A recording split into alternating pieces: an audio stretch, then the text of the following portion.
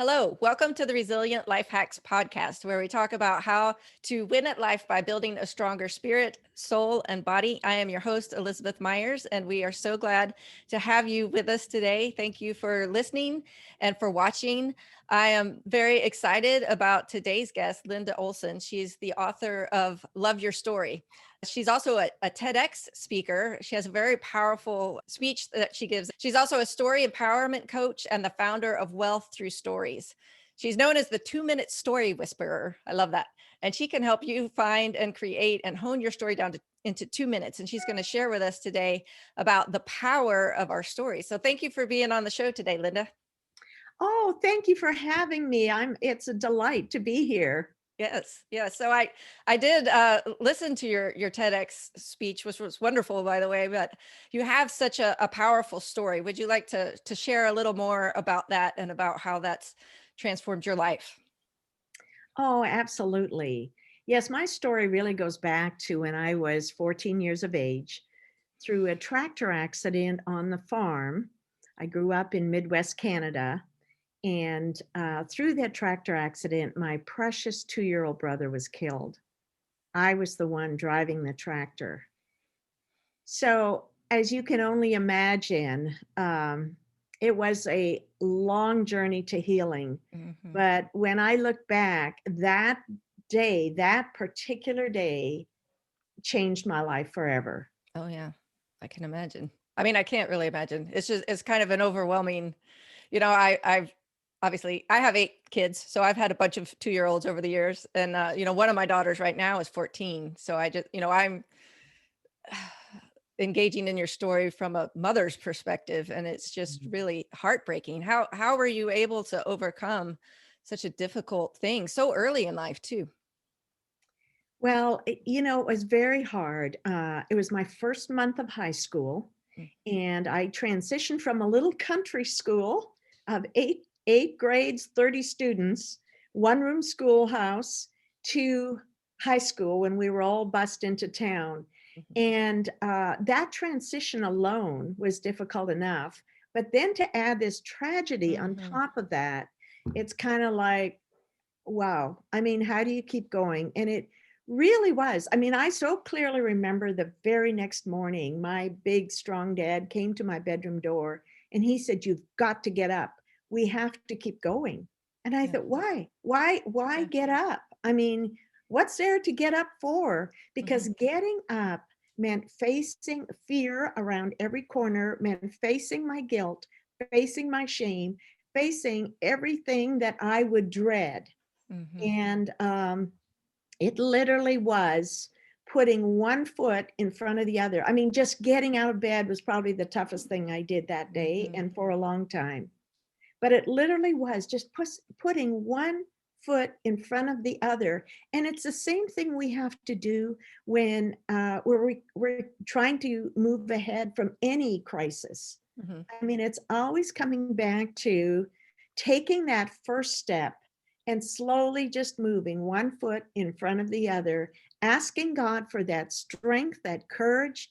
I cried out to Him for a long time, asking why. Yeah. Why? I didn't understand.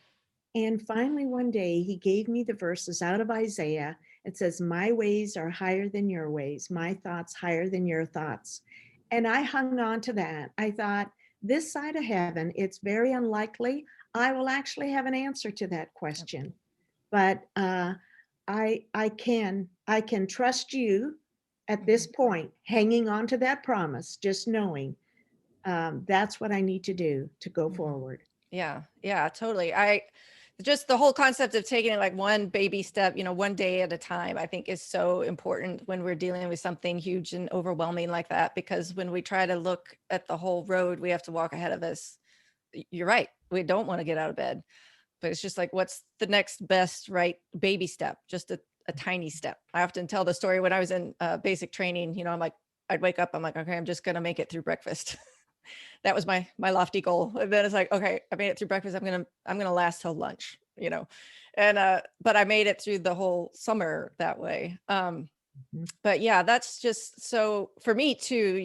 I dealt with a difficult situation with grief, and I also blamed myself for it. different situation, but the same kinds of questions for God and like, where are you in this?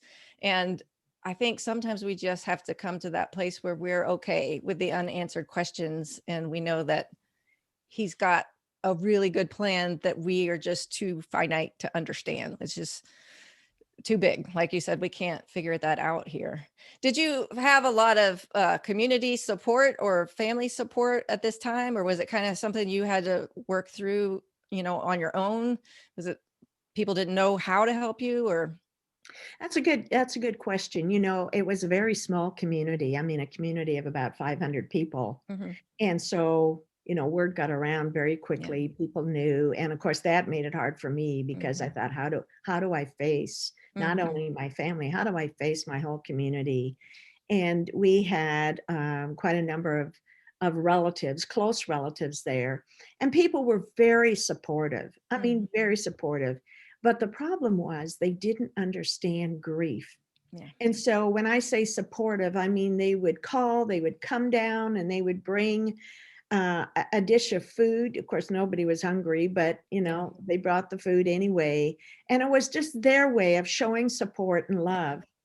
The the downside of it was because they didn't understand grief, they didn't know that what I needed so badly was just somebody to talk to cry with, Mhm. to pour out my story. And of course, they were coming from the thinking that if we ask her anything about it or talk about it, it will trigger more pain, and we don't want to trigger Mhm. more pain. Yeah. So they all withdrew. The hard part was I didn't have anybody that I Mhm. could talk to about it. Mhm. And but they were supportive in their own way Yeah. in terms of being there. That's Yes. really difficult. I struggled with a similar thing. I lost my son in the second trimester, and I Mm. just as a culture, we don't really know how to deal with that particular flavor of grief. But I just longed for somebody to say his name. We had chosen the name Timothy Isaac Myers for him, which spells his initial spell Tim, which we thought was Mm. clever. But I just wanted to hear his name, but people wanted to avoid it because it's like, oh, I'm gonna, make her cry. I'm like, but I want to talk about him, I want to tell my story. Um, but I can see it from other people's perspective too, of they want to do something, but they just don't know what or don't know how. I didn't know how until I experienced that myself. And now I feel better equipped to engage with people who are hurting, but I didn't until I felt that myself. Have you experienced that where you're better able to minister to other people who are grieving because you experienced that? Oh, absolutely. In fact, interestingly enough, my journey took me into um, graduate school Hmm. and to get my master's in marriage and family therapy. So I was actually a marriage and family therapist for Hmm. 15 years in private practice. My husband is still in the field. Hmm. And so yeah, there's no question in my mind that I learned to be much more compassionate. I remember so clearly one of my professors is he took me out for lunch one day, and he knew about the accident, and he too had gone through some severe losses. And he said, I said, when will this ever end? When will the pain ever end? And he said, grieving at the best of times takes a good 2 years when you don't repress the emotions. If you repress the emotions, it can take longer than that. Hmm. And the problem with today's society is everyone is so busy, we don't have time to Hmm. grieve. And then, because often when we begin that grieving process, it triggers more pain, more anger, more sadness. And and so we stop going through that process. And the sad part is that is where so often we get stuck in our story Hmm. because we don't go through the process. And what I learned, regardless of how painful it is, whether it's talking to a friend, for me, what often worked was journaling. I would just journal my feelings every day, and it was my way of pouring out my heart to God. That's how I And wound up writing a book. It started as a journal. oh, there you go. See, there you go. You know Yeah. exactly what I'm talking about. Yes. And so therefore, as I was counseling, because I had learned that process of grief and the importance of walking through it, I was able to share that with many of my clients as well. So how long did it take you to work through that? I imagine too, something that tragic happening younger would be maybe take longer because you have to deal with it with different levels of maturity, perhaps. Well, I don't know if it had to do with the age or not. It may have. But for me, it was a very long journey. That was 15 years later Mm. when I went to graduate school. And as part of our training, because of the field it was, we were Mhm. actually required to be a client Right. and required certain number of hours in counseling and so forth. And it was I ended up with my counselor for 2 years as she walked me through that deep pain, Mm. and I was able to forgive myself. That was a big step. But I'll tell you what, um, for the most part, I have enjoyed life. I've had some fabulous career opportunities. I'm married, have 2 married daughters and 5 adorable grandchildren, and I wouldn't trade it for anything. But I'll tell you what, it was 45 years later that God brought me to complete healing through a miraculous closure. And uh, uh, I had a television host ask me once, "Why do you think it took that long?" And I said, "I don't know. Maybe I'm just a slow learner. Yeah. I don't know." Yeah. But that just happened to be my journey. Mhm. Yes. Yeah. Wow. Because I can see there's two things that you need to process and there's the grief of losing your little brother, and then there's also the guilt of you were there and had a part in that, and either one of those alone is huge, but to have both, I can, hey, you got all grace for taking needing to take a long time to work through those things. How was it that you got around to the place where you were free from feeling guilt over that situation? How were you able to forgive yourselves? I know a lot of people struggle with, well, other people can forgive me, but I can't forgive me for what happened or what I did. And why I don't think anybody's harder on ourselves than we are. Mm-hmm. And that was certainly the case for me. It was an interesting experience. My counselor at one point, when she knew I was ready, she actually walked me through in slow motion that horrible day. And I sobbed from such depth, I didn't know if I was ever going to recover. And then she said, when the session was over, she said, "I have a separate waiting room. I don't want you to drive home like this." She said, "I want you to wait there till you're ready." And so I did. And as I sat there and finally calmed down, it was the still small voice that I know was the Holy Spirit. And he asked me several questions. He said, "Has God forgiven you?" And I said, "Yes." And he said, "Have your parents forgiven you?" And I said, "I believe they have." Then he said, "What keeps you from forgiving yourself?" And I didn't have an answer.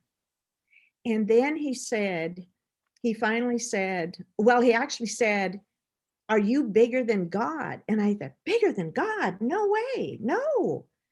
And he said, "Then can you trust God to help you forgive yourself?" And finally, as I grasped what that was, I got on my knees, and with God as my witness, I said, "God, please help me forgive myself." And when I got up, I didn't drive home that day. I felt like I flew home. There was Yeah. such a huge emotional load that was lifted. And I thought, that's the miraculous power of God. Mm-hmm. He alone can do that. I mean, it's like, it happened in an instant, Mm-hmm. but in many respects, it wasn't an instant. It was 15 years it Yeah. happened for me Mm-hmm. because it was that whole process to prepare my heart for that moment.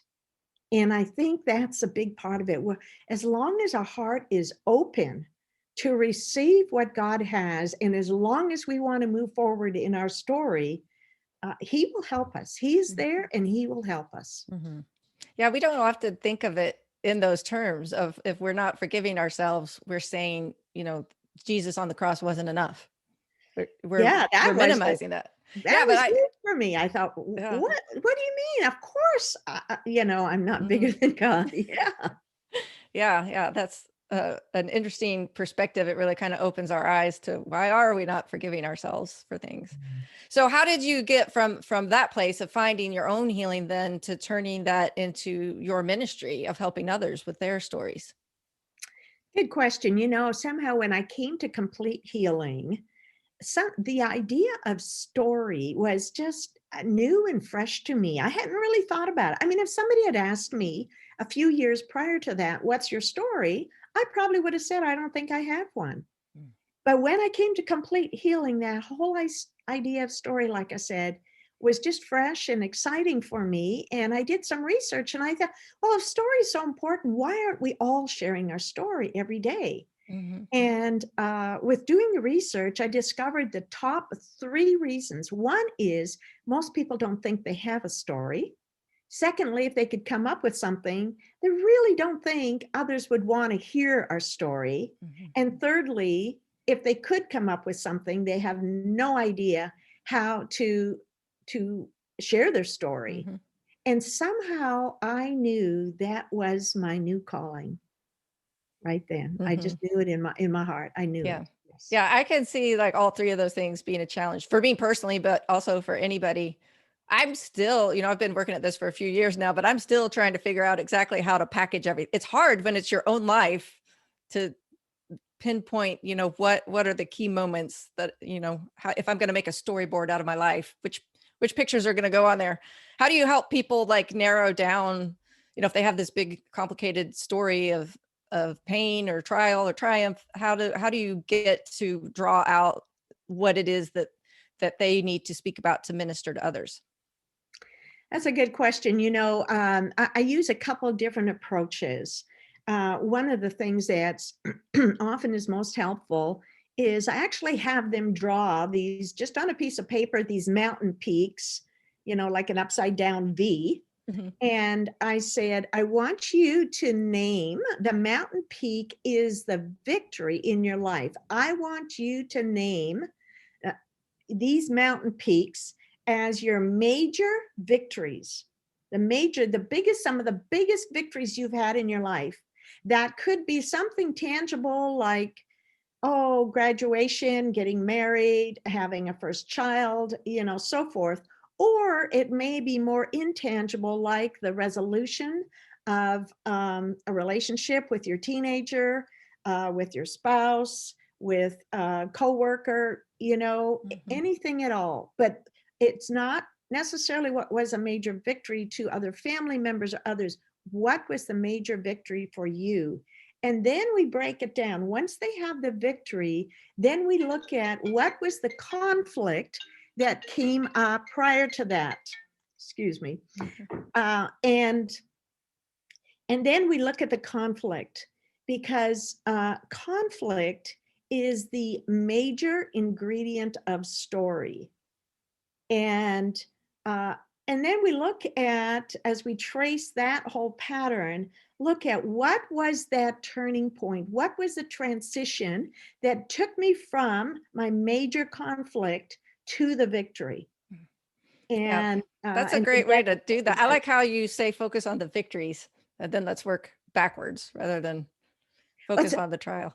yeah, most of the time, and I did for a long time, look at focusing on the conflict. Well, who wants to look at the conflict and the Right. trial and the hardest thing? But if Yeah. we consider the victory, Mhm. because that's a big part of our story, is the resolution.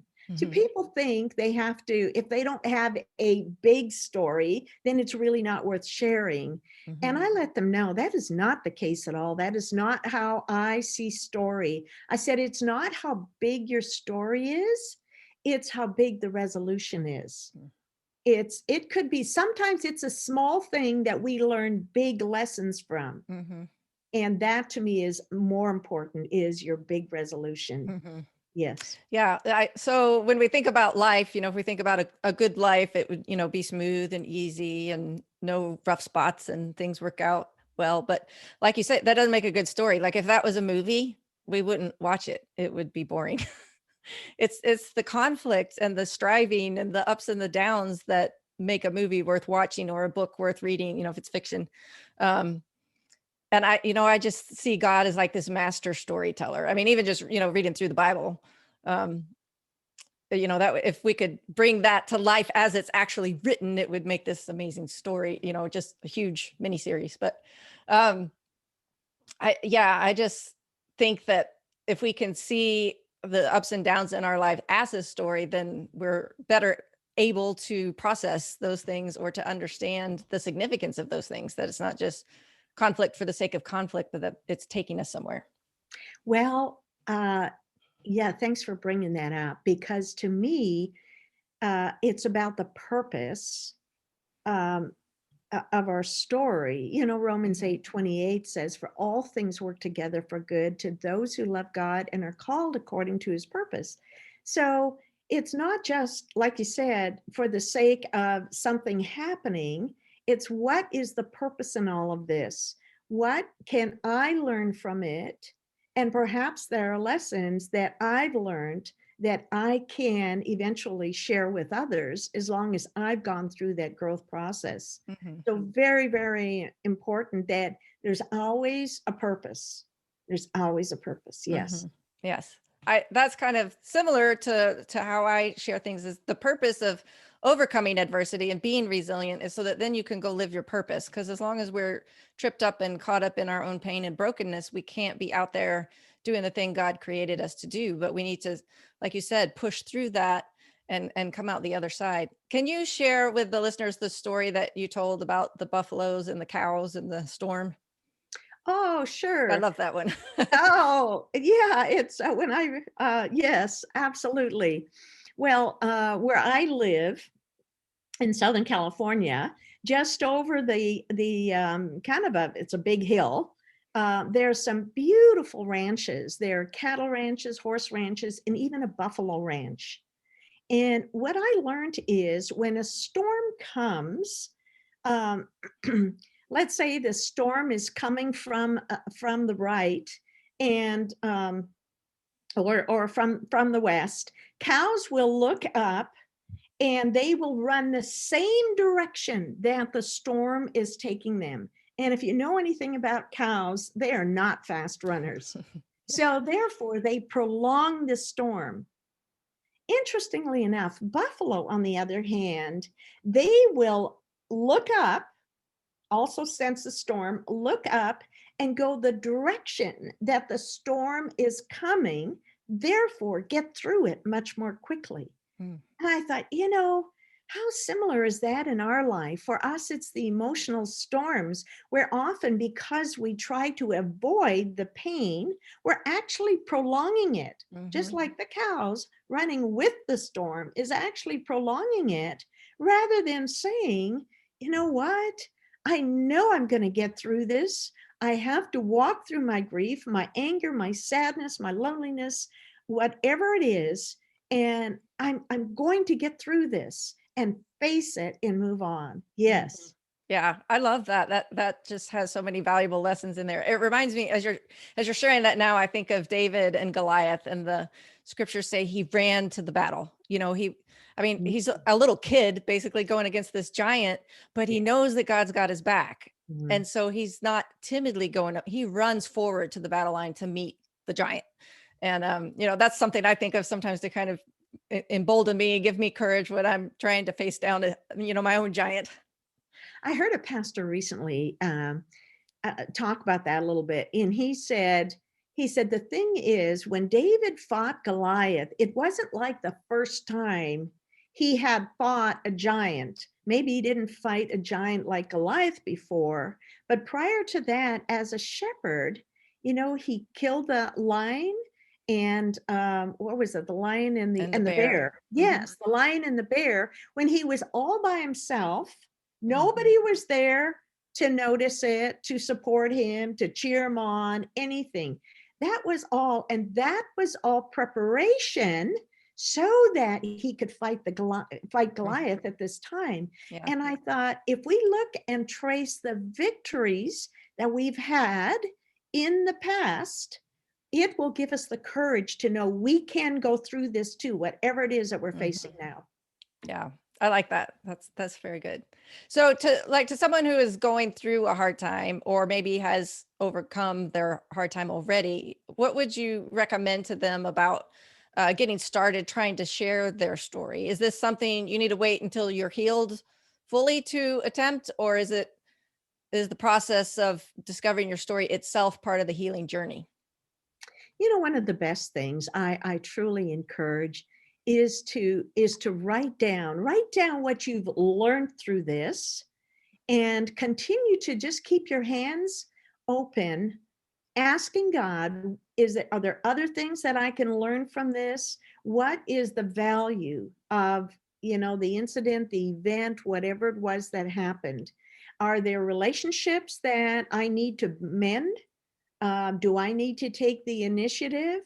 And that's always, I mean, we feel so vulnerable, and it's Hmm. always hard because we don't know how the other person will respond. And sometimes they don't respond well and say, I want nothing to do with you. The thing is, as long as our heart is open and we have reached out and we keep our heart and our hands open, God will continue to show us. So, no, I believe that process is is part of the healing, and we don't have to wait till, because many people say, well, how do I know when I'm completely healed? I Yeah. mean, and that is a hard thing.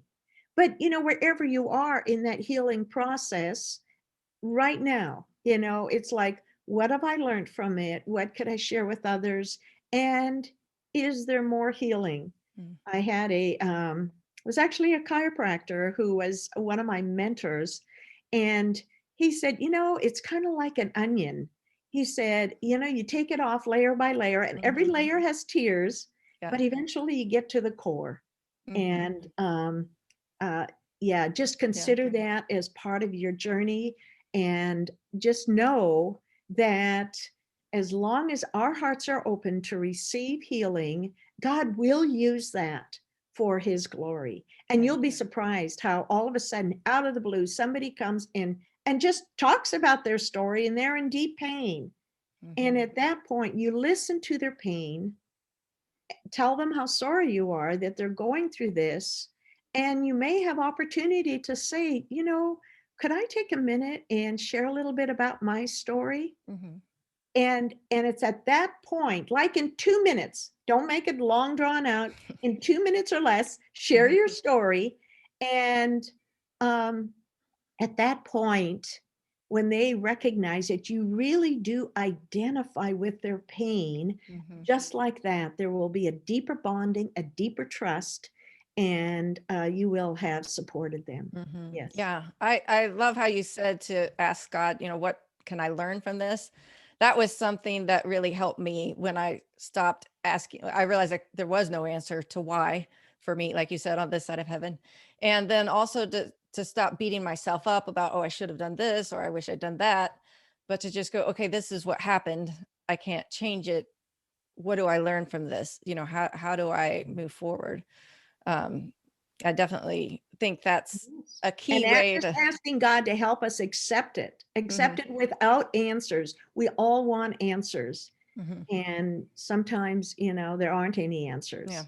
At some point, I realized even if God gave me the answers I wanted, it wouldn't heal me. It wouldn't, I'd still Mhm. be grieving the loss of my son. It wouldn't fix anything. I don't really want his answers. What I really want is him. And when I came to Sure. that awareness, then that helped me rest Mhm. in the unanswered questions that Oh, I I have. love that. Mhm, Perfect. Yeah, that's exactly what it is. mhm, You know, uh, Knowing him, wanting him, in a sense, is the answer, because it gives us the peace, even though mhm, we may not have an exact answer to our question, mhm. but it gives us the peace that we need to move on. Yeah. Yes, well I, said. I like how you shared that, a person at any point in their journey, would be able to turn around and help somebody else. Wherever you are in your journey, you're a step or two ahead of somebody somewhere Mhm. out there.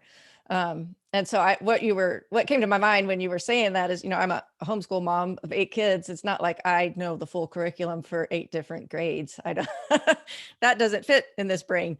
But my mantra is I stay one lesson ahead of my students, as long as and I do enjoy teaching, and I kind of have a knack for that anyway. But as long as I'm one lesson ahead of them, I can teach whatever I need to teach them. But I've then kind of applied that to writing and speaking and going, I don't have it all figured out, and I am far from perfect, and life is still a mess in a lot of ways, but I'm a little step ahead for some people. And to those people, I can turn around and reach a hand. I kind of liken it to, hiking up a steep trail or something. Our family likes to hike, but, to turn around to somebody further down on the trail and say, hey, avoid that pitfall there, or come up this way. It's easier if you take this path. And I think anybody can do that with wherever you are in life. There's something that you have that would be valuable to somebody who's a few steps behind you on the trail. I love that analogy. And there's always somebody we can help. And then it changes our perspective. So we're not just focused on our situation, but focused on how can I serve others? When we walk with that perspective, it'll be unbelievable what doors will open up. Yeah, that makes all the difference. Absolutely. So what do you remember the first person that you helped find their story and share that? Or was it like a group of people? How did you get started in what you're doing now? That's a good question. I don't really remember, other than when I came, I clearly remember the first time on a stage. It was a women's event that I was asked. I was one of 3 keynote speakers, and it was the first time I had shared my full story. And then I got to do a workshop later on, and many women were in tears as I shared. It was the first time I was that vulnerable to share, from my heart. And there were many that came up after and wanted to talk with me, wanted to connect with me in some way. So I kind of remember that more as a group thing, I guess. There were probably people along the way, certainly.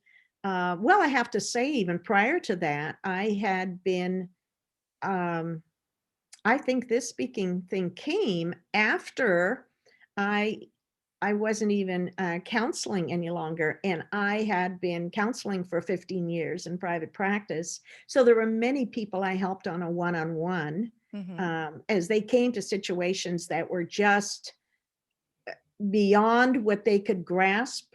And so I would just briefly share my story. And it's like all of a sudden things changed.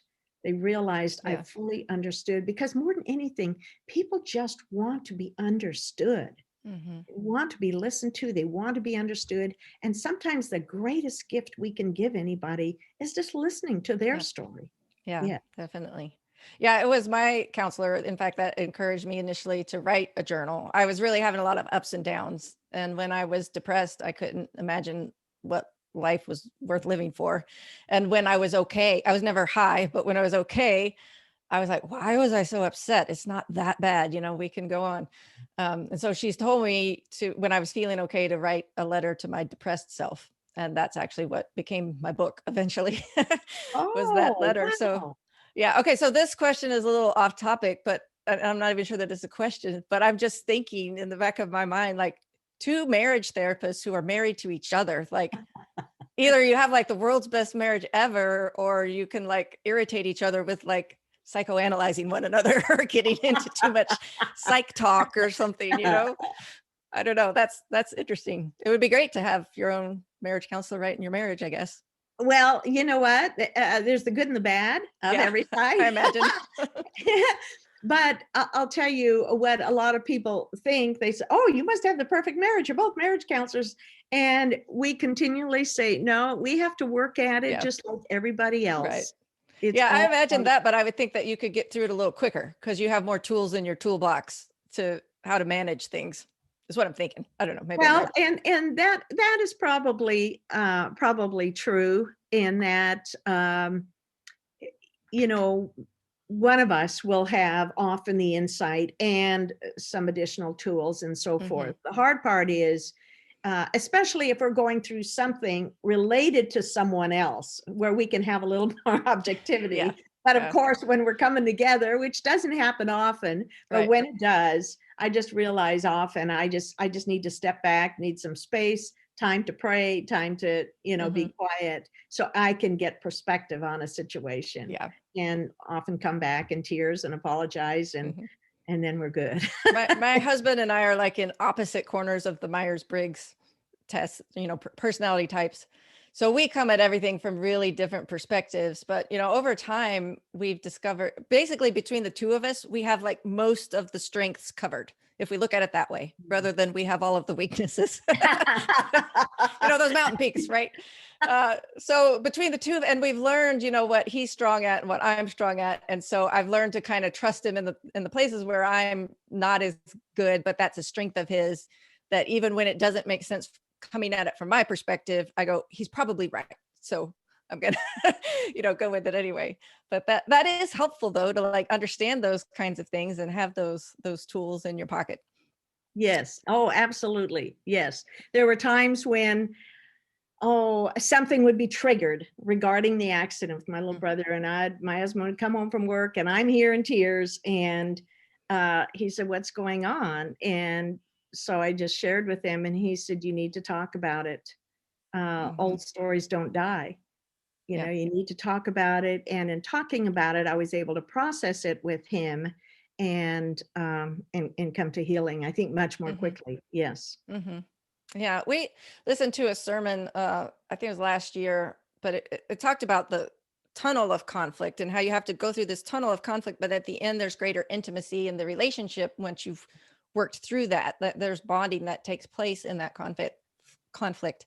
And I can see that now too, as we were talking about like our relationship with our Heavenly Father, as we go through conflict with Him, how that deepens our understanding of Him, deepens our relationship and our emotional and spiritual bonds to Him, that we've gone through that conflict together and that we've seen His hand at work in that.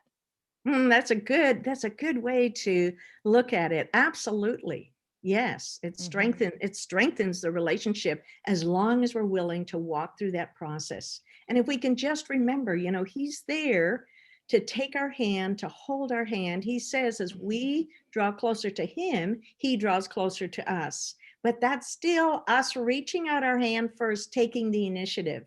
He's done everything possible to make that possible for us to do that. Now it's our part to reach out. Yes. Yeah. So the tagline I'm thinking of is be a buffalo in the strength of God. Yes. When the storm comes, be a buffalo. I love it. Yeah. Well, I've really enjoyed chatting with you. I wish we could talk longer, but can you tell us how the listeners can reach you or get a hold of you online, where they can connect with you to learn more? Yes, absolutely. Well, one thing is certainly my website, which is wealththroughstories.com. And what I've begun doing is 5-day challenges. They're fun way to interact and to learn a story in bite-sized pieces. And if you're interested in that, I'm going to give you my email. It's linda@wealththroughstories.com. And just let me know you're interested in learning about the 5-day challenges, and I'll let you know the next one coming up. Okay, great. Thank you. And you have a special gift for our listeners, that you're going to send them a copy of your book. That is so generous. Thank you. Oh, you're welcome. I Yes. will put that Yes. link in oh, there it is. You Yeah. have it. Love your story. And the subtitle is Let God Define Your Story to Be the Champion You Were Meant to Be. I like believe that we are all called to be champions. Yes. And Elizabeth will give you the link to that, how you can get a free PDF copy of that. Yes. Awesome. Well, thank you so much for being on the show today. It's really been a joy talking to you. Thank you for your courage in working through your story and then being willing to share it and help others to share theirs, and just the domino effects that has. Thank you so much. Oh, you're very welcome. It truly has been a pleasure. Thank you for the work that you do. Yeah. Thank you.